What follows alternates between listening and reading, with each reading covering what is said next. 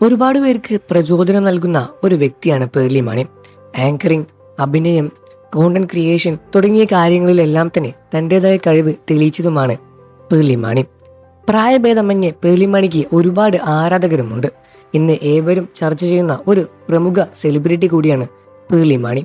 ഒരുപാട് റിയാലിറ്റി ഷോകളുടെ ഭാഗമാകാൻ പേർലി മാണിക്ക് കഴിഞ്ഞിരുന്നു.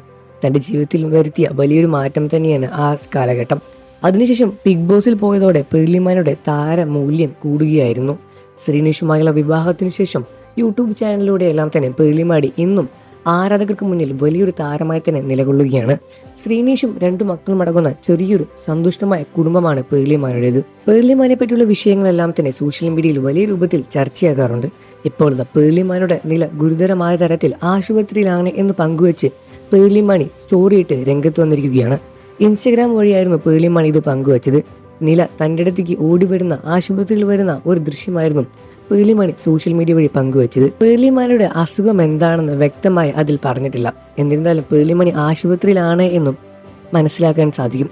അതിനുശേഷം ഒരുപാട് പേരാണ് ആ സ്റ്റോറിക്ക് റിപ്ലൈ കൊടുത്തത്.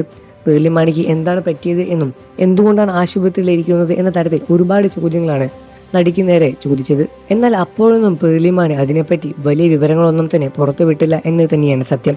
എന്നാൽ പിന്നീട് പേർലി മാണിക്ക് കടുത്ത രൂപത്തിലുള്ള വയറുവേദനയായിരുന്നു എന്നും താൻ കഴിച്ച ഭക്ഷണം എന്തോ ശരിയായിട്ടില്ല എന്നും അത് തന്നെ ഒരുപാട് വേദനിപ്പിച്ചു എന്നുമാണ് പേർലി മാണി വ്യക്തമാക്കിയ രൂപത്തിൽ പുറത്ത് വാർത്തകൾ വരുന്നത്.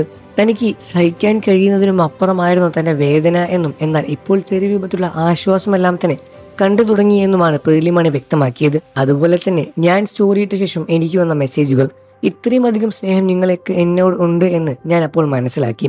ഇതിനു മുൻപ് എനിക്ക് ഇത്രയും മെസ്സേജ് വന്നത് എൻ്റെ കല്യാണത്തിനാണെന്ന് തോന്നുന്നു എന്ന തരത്തിലാണ് പേർലി മാണിയുടെ മറുപടി. 2-3 ദിവസത്തിനുള്ളിൽ ഞാൻ ഓക്കെയാകുമെന്നും പിന്നീട് കുറച്ച് ദിവസം റെസ്റ്റാണ് വേണ്ടത് എന്നുമാണ് ഡോക്ടർ പറഞ്ഞത് എന്നാണ് പേർലി മാണി പങ്കുവച്ചത്. എന്നിരുന്നാലും പേർലി മാണിയുടെ ഈ ഒരു വാർത്ത കേട്ട് പ്രേക്ഷകരെല്ലാം തന്നെ വളരെയധികം സങ്കടത്തിൽ തന്നെയാണ്. എത്രയും വേഗം ആശ്വാസമായി തിരിച്ചു വരട്ടെ എന്ന് തന്നെയാണ് പ്രേക്ഷകരും പ്രാർത്ഥിക്കുന്നത്. നിങ്ങൾക്ക് പേർലി മാണി ഇഷ്ടമാണെന്ന കാര്യം വീഡിയോയ്ക്ക് താഴെ കമന്റ് ചെയ്ത് പറയുക.